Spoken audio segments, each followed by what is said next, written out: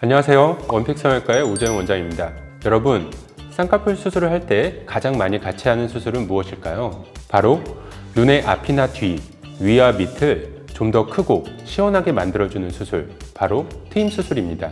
하지만 트임 수술이 너무 과도하게 되어 마음에 들지 않거나 기능상의 문제를 야기한다면 다시 수술하기 전으로 되돌리고 싶으실 텐데요. 오늘은 이렇게 잘못된 트임 수술로 인해 힘들어하시는 분들을 위해 진행되는 트임 복원술에 대해 알아보도록 하겠습니다.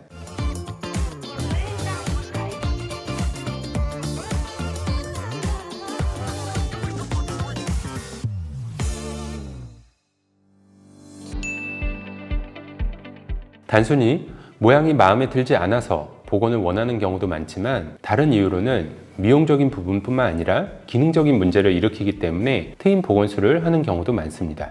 트임 복원, 어떤 경우에 필요할까요? 우선 앞트임 수술 후 복원을 고려하는 경우로는 크게 두 가지로 볼 수 있는데, 미용적인 원인으로는 가장 먼저 눈 앞머리 쪽에 빨간 점, 즉 노후가 과하게 노출되어 부담스러워 보이거나 앞트임의 모양이 갈고리처럼 너무 뾰족하게 되어 인상이 날카롭게 변한 경우, 그리고 수술 흉터가 과하게 보이거나 폐임 흉터가 있는 경우 등이 있습니다.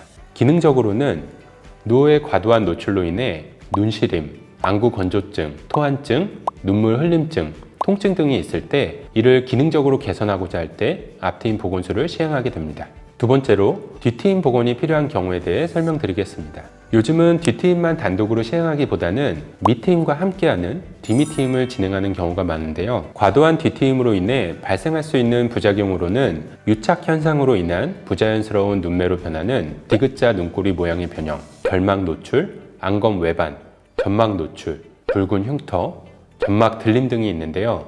이로 인해 눈시림이나 건조함 등의 기능적인 문제까지 야기될 수 있으므로 이런 경우 뒤트임 복원술을 고려하게 됩니다. 밑트임의 경우에도 과도하게 진행되는 경우 삼배간이 되거나 눈시림, 건조증이 나타날 수 있고, 심하면 속눈썹이 안쪽으로 말려서 안구를 자극하는 안검 내반 증상 등을 보일 수 있으므로 이런 경우 밑트임 복원술을 고려하게 됩니다.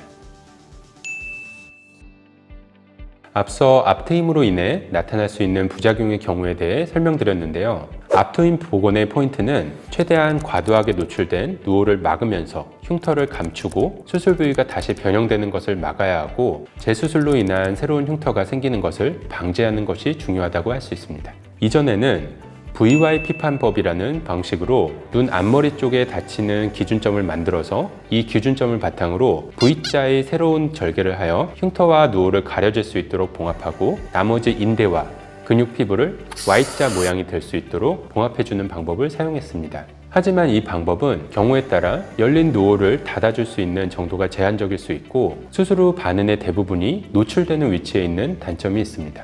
그래서 최근에는 피부 재배치를 통한 앞트임 성형술의 원리를 역이용해서 몽고주름을 재건하는 수술법을 시행하고 있습니다. 이 방식은 수술 중 노후를 닫아주는 정도를 조절할 수 있고, 수술 후 반은이 새로 재건된 몽고주름의 뒷면과 속눈썹 아래선에 위치하게 만들어 상대적으로 흉터를 덜 보이게 하여 보다 자연스러운 복원이 될 수 있도록 수술을 하고 있습니다. 뒤밑트임의 경우에는 결막이 흉터라든지 라인이 울퉁불퉁하거나 대표적인 부작용으로 언급되는 디귿자로 변형된 부자연스러운 모양을 꼽을 수 있습니다. 이를 개선하기 위해 눈 뒤의 흉터와 노출된 점막을 V자 모양으로 절개하여 제거하기도 하고, 과도한 밑트임은 눈 안쪽 결막을 통해 고정 부위를 풀어주기도 합니다.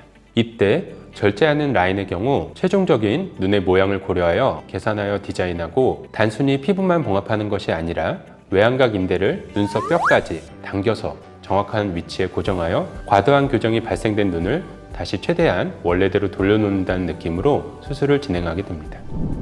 오늘은 트임 복원술에 대해 알아보았는데요. 모든 복원술의 목적은 정상적인 눈의 모양을 만들면서 앞서 발생되었던 문제점을 해결하고, 또 환자 본인이 아름답다고 느껴지는 그 지점을 잘 파악하여 수술을 진행하는 것이 핵심이라고 할 수 있습니다. 하지만 아무리 복원을 잘 해도 원상태로 100% 모두 복구가 되는 것은 아닙니다. 환자 개개인마다 눈의 상태, 피부의 두께, 탄력도 등 다양한 변수들이 있기 때문에 수술에 대한 이해도가 높고 경험이 많은 전문의와 충분한 상담을 통해 수술이 진행되어야 좀 더 만족스러운 결과를 보실 수 있을 것 같습니다. 지금까지 긴 영상 봐주셔서 감사드리며 저는 다음 영상으로 다시 찾아뵙도록 하겠습니다. 감사합니다.